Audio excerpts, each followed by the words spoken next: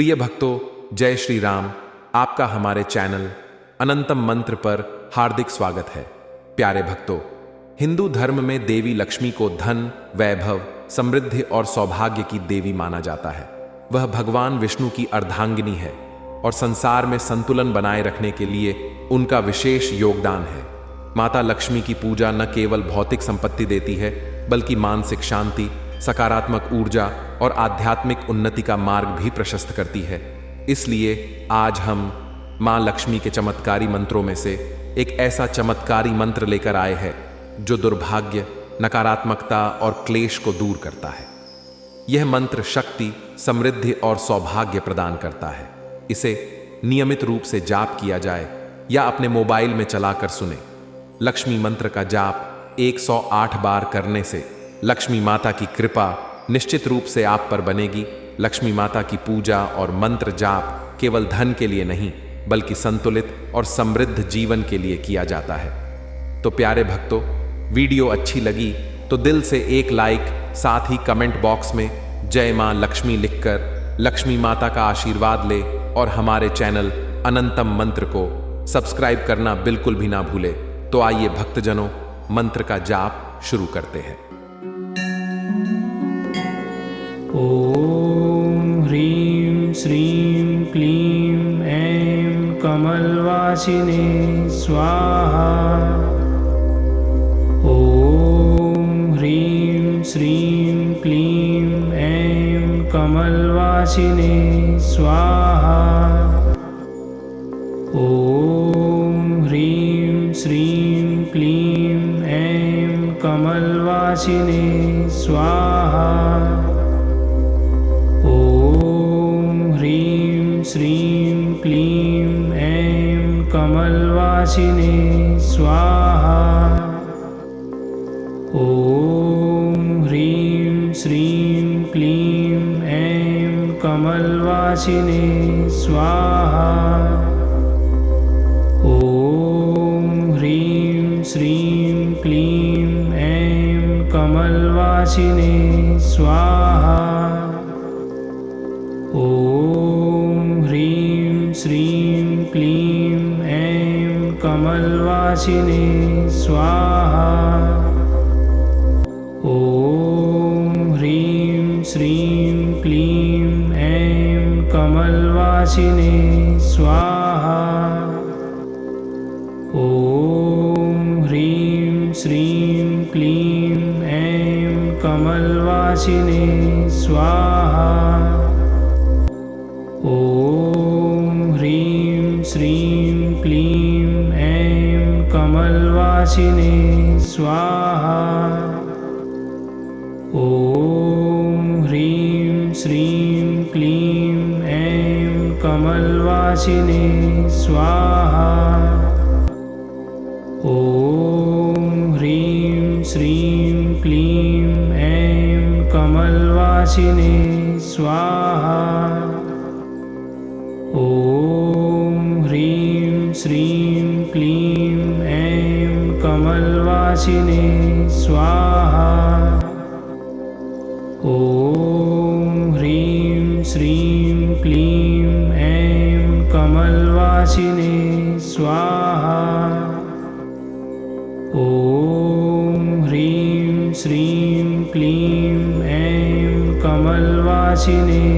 स्वाहा।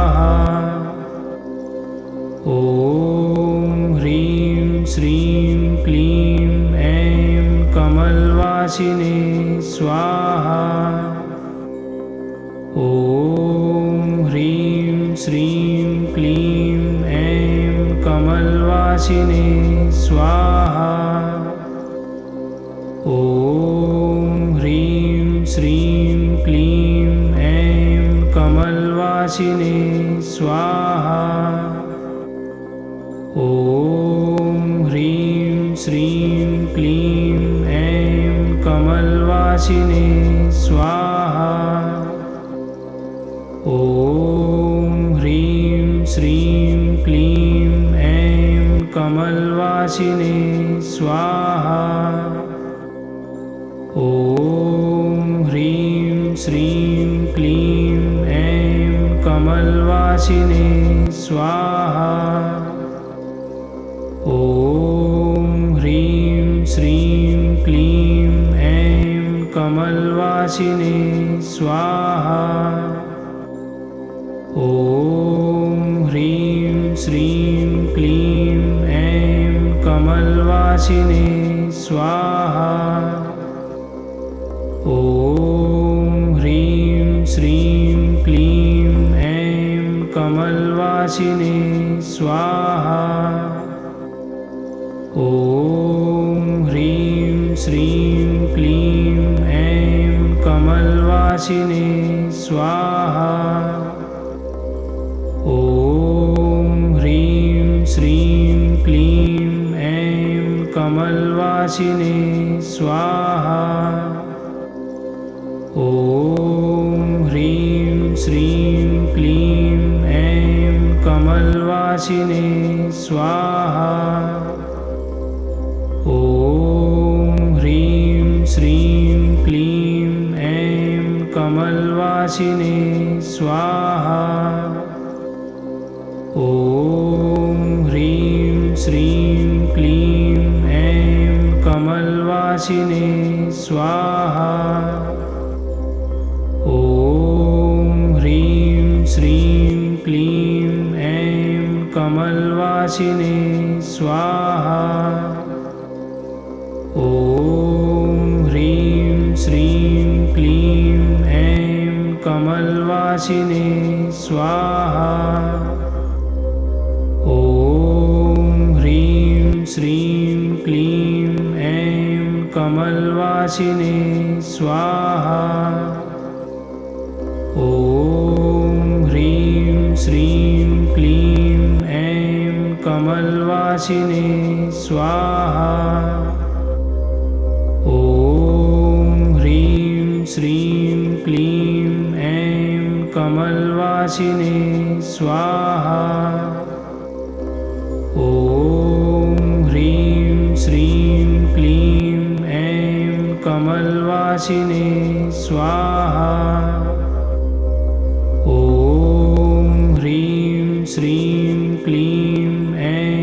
कमलवासिने स्वाहा। ॐ ह्रीं श्रीं क्लीं ऐं कमलवासिने स्वाहा। ॐ ह्रीं श्रीं क्लीं ऐं कमलवासिने स्वाहा। ॐ ह्रीं श्रीं क्लीं ऐं कमलवासिने स्वाहा। ॐ ह्रीं श्रीं क्लीं ऐं कमलवासिने स्वाहा। ॐ ह्रीं श्रीं क्लीं ऐं कमलवासिने स्वाहा। ॐ ह्रीं श्रीं क्लीं ऐं कमलवासिने स्वाहा। ॐ ह्रीं श्रीं क्लीं ऐं कमलवासिने स्वाहा। ॐ ह्रीं श्रीं क्लीं ऐं कमलवासिने स्वाहा। ॐ ह्रीं श्रीं क्लीं ऐं कमलवासिने स्वाहा। ॐ ह्रीं श्रीं क्लीं ऐं कमलवासिने स्वाहा। ॐ ह्रीं श्रीं क्लीं ऐं कमलवासिने स्वाहा। ॐ ह्रीं श्रीं क्लीं ऐं कमलवासिने स्वाहा। ॐ ह्रीं श्रीं क्लीं ऐं कमलवासिने स्वाहा। ॐ ह्रीं श्रीं क्लीं ऐं कमलवासिने स्वाहा। ॐ ह्रीं श्रीं क्लीं ऐं कमलवासिने कमलवासिने स्वाहा।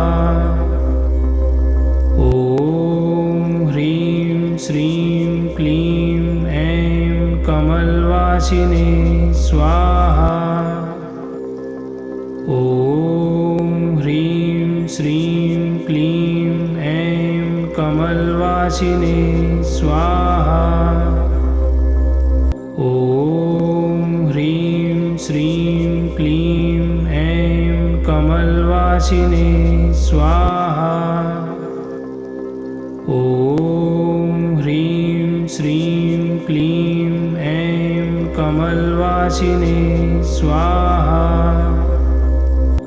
ॐ ह्रीं श्रीं क्लीं ऐं कमलवासिने स्वाहा।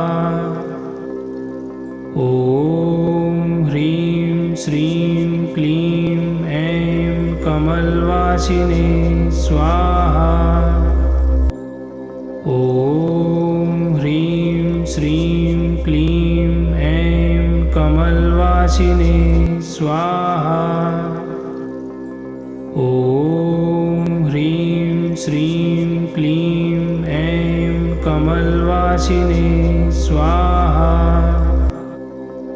ॐ ह्रीं श्रीं क्लीं ऐं कमलवासिने स्वाहा।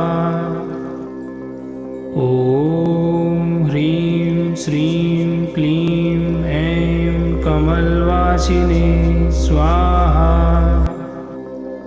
ॐ ह्रीं श्रीं क्लीं ऐं कमलवासिने स्वाहा। ॐ ह्रीं श्रीं क्लीं ऐं कमलवासिने स्वाहा। ॐ ह्रीं श्रीं क्लीं ऐं कमलवासिने स्वाहा। ॐ ह्रीं श्रीं क्लीं ऐं कमलवासिने स्वाहा।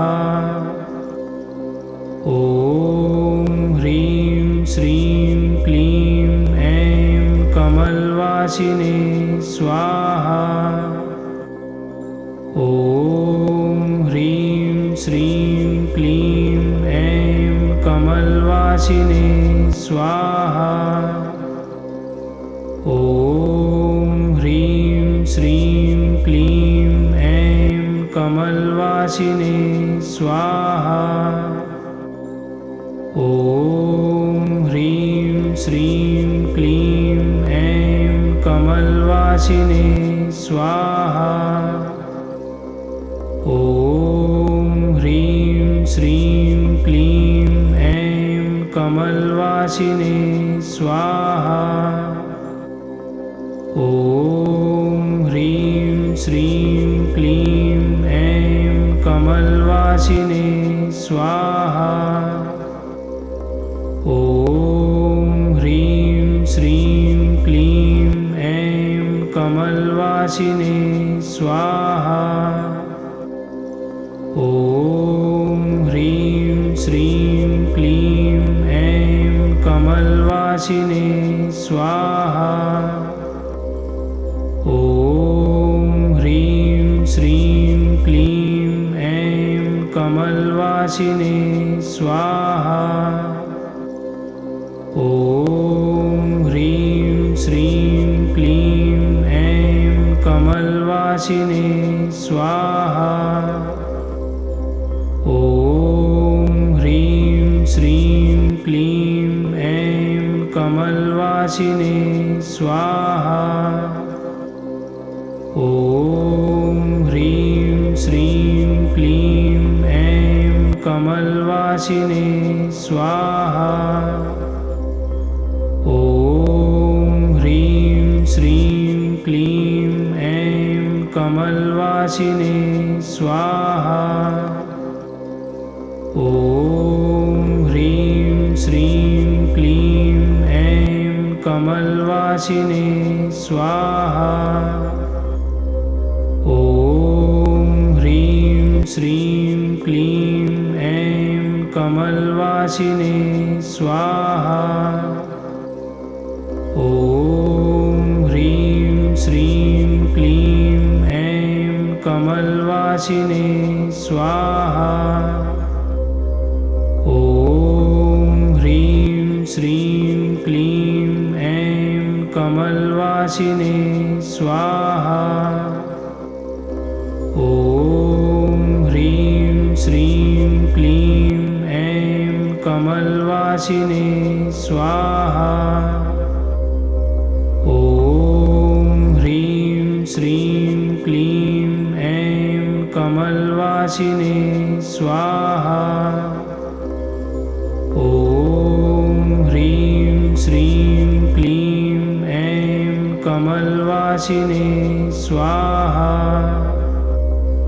ॐ ह्रीं श्रीं क्लीं ऐं कमलवासिने स्वाहा। ॐ ह्रीं श्रीं क्लीं ऐं कमलवासिने स्वाहा। ॐ ह्रीं श्रीं क्लीं ऐं कमलवासिने स्वाहा। ॐ ह्रीं श्रीं क्लीं ऐं कमलवासिने स्वाहा। ॐ ह्रीं श्रीं क्लीं ऐं कमलवासिने स्वाहा। ॐ ह्रीं श्रीं क्लीं ऐं कमलवासिने स्वाहा। ॐ ह्रीं श्रीं क्लीं ऐं कमलवासिने स्वाहा। ॐ ह्रीं श्रीं क्लीं ऐं कमलवासिने स्वाहा। ॐ ह्रीं श्रीं क्लीं ऐं कमलवासिने स्वाहा। ॐ ह्रीं श्रीं क्लीं ऐं कमलवासिने स्वाहा। ॐ ह्रीं श्रीं क्लीं ऐं कमलवासिने स्वाहा। ॐ ह्रीं श्रीं क्लीं ऐं कमलवासिने स्वाहा। ॐ ह्रीं श्रीं क्लीं ऐं कमलवासिने स्वाहा। ॐ ह्रीं श्रीं क्लीं ऐं कमलवासिने स्वाहा। ॐ ह्रीं श्रीं क्लीं ऐं कमलवासिने स्वाहा।